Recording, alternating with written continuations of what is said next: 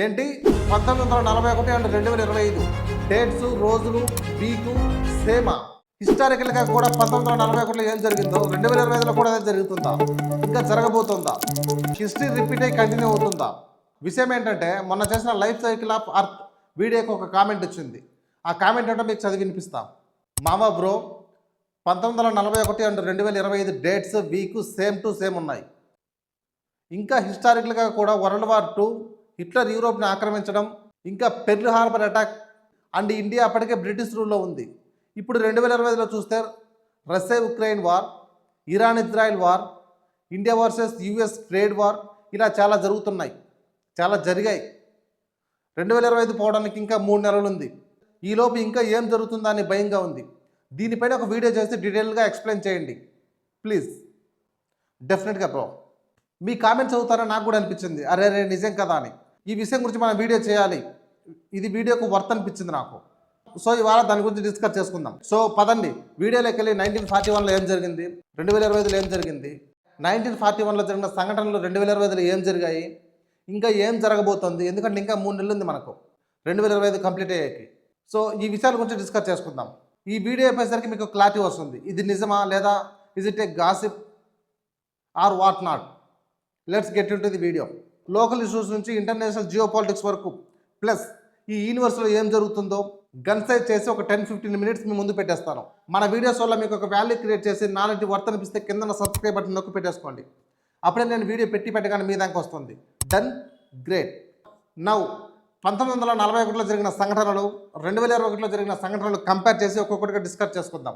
Operation బర్బరోసా, June 22, 1941. Hitler ప్రధాన శత్రువుగా భావిస్తున్నటువంటి Soviet union అంటే ఇప్పటి రష్యా, దానిపై దాడి చేసి రష్యాను ఓడించి తద్వారా రష్యా భూములని జర్మన్స్కి ఇవ్వాలనేది ఆయన డ్రీమ్.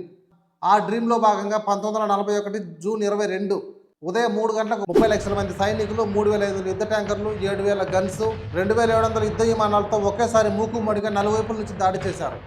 హిస్టరీలోనే ఇది ఒక అతిపెద్ద సైనిక దాడి అని చెప్పుకుంటారు. ఇక్కడ హిట్లర్ ప్లాన్ ఏంటంటే కొన్ని నెలల్లోనే సోవియట్ యూనియన్ని పూర్తిగా హస్తగతం చేసుకోవడం. మొదట్లో జర్మన్ సైన్యం బాగా అడ్వాన్స్ అవుతూ మంచి పర్ఫార్మెన్స్తో బాగా దూసుకెళ్ళింది.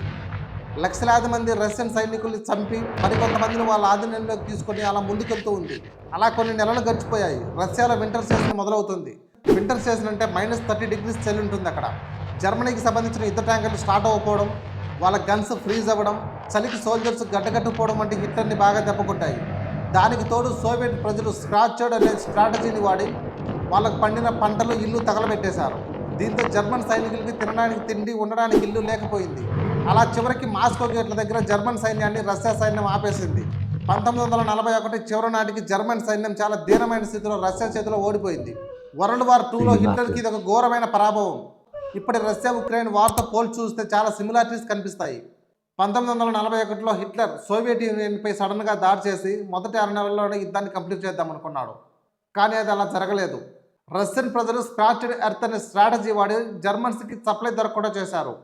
అప్పట్లో అమెరికా, బ్రిటన్ నుంచి సోవియట్ యూనియన్కి లెండ్ అండ్ లీజ్ అనే యాక్ట్ ద్వారా సప్లైస్ రావడం హిట్లర్కి బాగా దెబ్బపడింది. ఇప్పుడు రష్యా ఉక్రెయిన్ యుద్ధం గురించి మాట్లాడుకుంటే పుతిన్ కూడా ఉక్రెయిన్పై సడన్గా దాడి చేసి మొదటి కొద్ది కాలంలోనే యుద్ధాన్ని ముగిస్తామని చూశాడు. కానీ అది అలా జరగలేదు. ఉక్రెయిన్ ప్రజలు కూడా రష్యన్ యుద్ధ ట్యాంకర్స్ని చాలా వరకు డ్యామేజ్ చేశారు. ఇప్పట్లో ఉక్రెయిన్కి నాటో అండ్ అమెరికా దేశాల నుంచి ఆర్థిక సహాయం అండ్ ఆయుధాల సప్లై వస్తుంది. కొన్ని చిన్న చిన్న డిఫరెన్సెస్ కూడా ఉన్నాయి. అప్పట్లో హిట్లర్ 1941లో యుద్ధం స్టార్ట్ చేశాడు, బట్ అదే ఇయర్లో ముగిసింది. కానీ రష్యా ఉక్రెయిన్ వార్ 2021లో స్టార్ట్ అయింది, ఇంకా ఇప్పటికి కూడా కొనసాగుతూనే ఉంది. బట్ 1941కి 2025కి సిమిలారిటీస్ మాత్రం చాలా ఉన్నాయి. ముందుగా క్యాలెండర్ కనెక్షన్ చూస్తే 1941 జనవరి 1 బుధవారం అండ్ 2025 జనవరి 1 బుధవారం ఎగ్జాక్ట్గా మ్యాచ్ అయింది. 1941లో ఉన్న తేదీ వీకు 2025లో ఉన్న తేదీ వీక్ ఎగ్జాక్ట్గా మ్యాచ్ అవుతుంది. ఇలా 1 కాదు 2 కాదు, ప్రతిరోజు ప్రతి డేట్ ఎగ్జాక్ట్గా మ్యాచ్ అవుతుంది. అంటే జస్ట్ కాపీ పేస్ట్. అంటే 2025లో మనం దాన్ని ఫాలో అవుతున్నాం అన్నట్టు.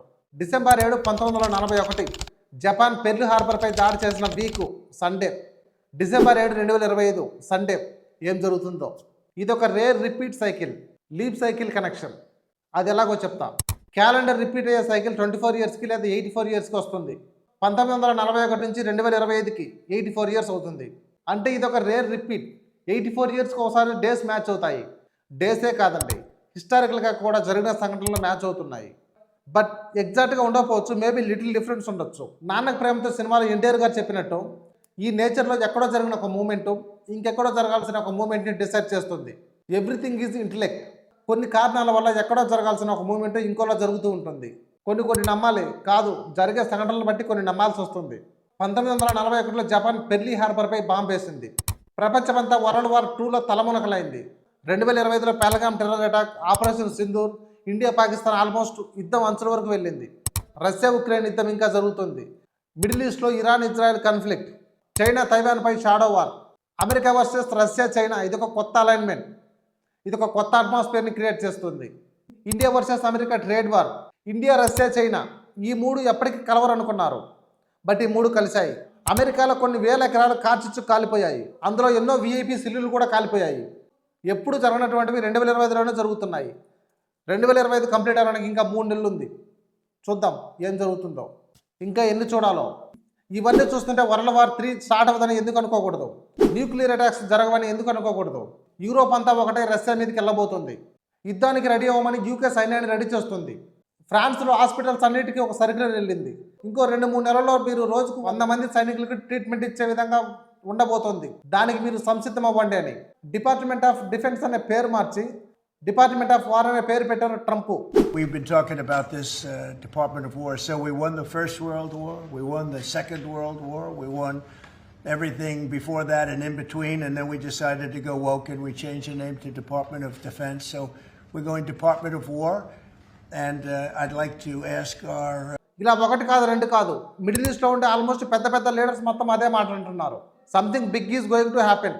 వీడియో ఎలా ఉందో చెప్పాలన్నా, లేదా నేను ఏదైనా పాయింట్ మిస్ చేసున్నా, లేదా మీరు ఏదైనా టాపిక్ సజెస్ట్ చేయాలనుకున్నా కింద కామెంట్ చేయండి. That's all for today. Thank you. జై హింద్.